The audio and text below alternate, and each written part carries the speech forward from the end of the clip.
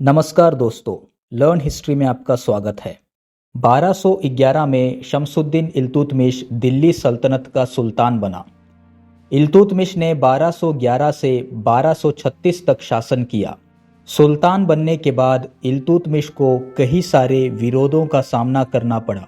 उसके दो प्रमुख विरोधी थे, ताजुद्दीन याल्दोस और नसीरुद्दीन कुबाचा।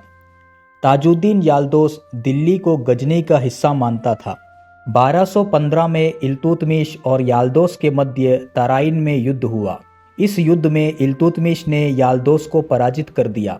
1217 में इल्तुतमिश ने नसीरुद्दीन काबाचा को पराजित कर लाहौर पर अधिकार कर लिया। 1228 में दोबारा कुबाचा को पराजित कर उसके वर्चस्व को पूरी तरह खत्म कर दिया।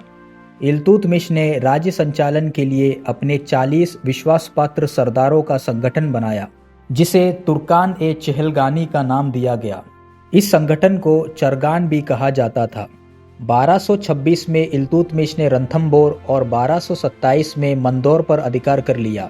1227 में दिल्ली सल्तनत और मेवाड़ के मध्य भूताला का युद्ध लड़ा गया। इस युद्ध में मेवाड़ के रावल जैत्र सिंह ने इल्तुतमिश को पराजित किया। 1230 में इल्तुतमिश ने बंगाल पर अधिकार कर लिया। 1231 में इल्तुतमिश ने ग्वालियर पर अधिकार किया, परंतु 1233 में चंदेलों के हाथों उज्जैन में पराजित हुआ। इल्तुतमिश पहला तुर्क सुल्तान था जिसने अरबी सिक्के चलवाए। सिक्कों पर इल्तुतमिश ने अपना उल्लेख खलीफा के प्रतिनिधि के रूप में किया।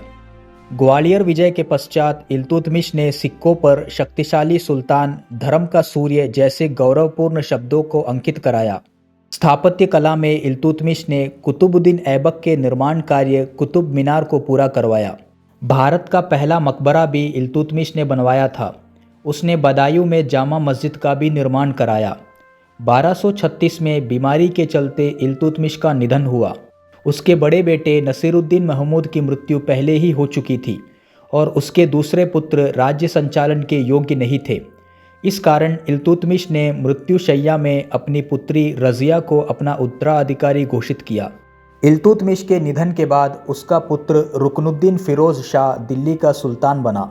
रुकनुद्दीन फिरोज ने मात्र 7 महीने तक ही दिल्ली पर शासन किया। रुकनुद्दीन फिरोज एक कमज़ोर और नाकामयाब शासक सिद्ध हुआ। उसने प्रशासन का काम अपने मां शाह तुर्कन के हाथों में सौंप दिया और खुद पूरा समय नशे में धुत रहता था। शाह तुर्कन बड़ी क्रूर महिला थी। जो भी उसका विरोध करता था, शाह तुर्कन उसका कत्ल करवा देती थी। माँ बेटे के क्रूर और अय्याश भरे प्रशासन से दिल्ली की प्रजा त्रस्त हो चुकी थी।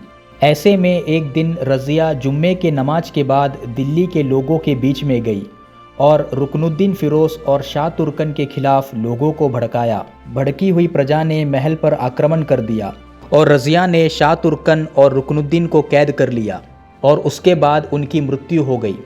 दिल्ली की प्रजा ने और तुर्की सरदारों ने रज़िया को दिल्ली का सुल्तान नियुक्त किया। इस प्रकार रज़िया दिल्ली पर हुकूमत करने वाली पहली महिला शासिका बनी। रज़िया ने 1236 से लेकर 1240 तक शासन किया। इतिहासकार मिनहाज के अनुसार रज़िया बुद्धिमती, न्यायप्रिय और उदार शासिका थी। रज़िया के सुल्तान बनने से कई तुर्की सरदारों में ईर्ष्या पैदा हो गई। उन्हें लगता था कि महिला सुल्तान पुरुष योद्धाओं और सरदारों के लिए अपमानजनक है। कई तुर्की सरदारों ने विद्रोह किया, लेकिन रज़िया ने बड़ी कुशलतापूर्वक इन विद्रोहों को ख़त्म किया। रज़िया का सबसे प्रमुख सहयोगी जमालुद्दीन याकूत था। कुछ इतिहासकार रज़िया और याकूत को प्रेमी और प्रेमिका बताते हैं, तो कुछ इतिहासकार इस बात का खंडन करते हुए कहते हैं कि याकूत रज़िया का मात्र एक विश्वासपात्र सहयोगी था। 1239 में बंगाल के सूबेदार मालिक इख्तियार उद्दीन अल्तुनिया ने दिल्ली पर आक्रमण कर दिया। रज़िया ने अपनी सेना के साथ उसका सामना किया पर पराजित हो गई। इस युद्ध में याकूत मारा गया और रज़िया को कैद कर लिया गया। रज़िया को बटिंडा के किले में कैद कर रखा गया। परिस्थिति का लाभ उठाकर रज़िया के भाई और सुल्तान इल्तुतमिश के तीसरे पुत्र बहराम शाह ने दिल्ली पर अधिकार कर लिया। मृत्यु से बचने के लिए रज़िया ने अल्तुनिया से विवाह कर लिया और अल्तुनिया और रज़िया ने मिलकर दिल्ली पर पुनः अधिकार करने के लिए बहराम शाह से युद्ध किया। इस युद्ध में रज़िया और अल्तुनिया बुरी तरह पराजित हुए और उन्हें अपनी जान बचाकर दिल्ली से भागना पड़ा। दिल्ली से भागकर वे कैथल पहुंचे, जहां जाटों ने उन्हें मार दिया। इस प्रकार 1240 में दिल्ली की पहली और आखिरी महिला सुल्तान रज़िया की मृत्यु हो गई।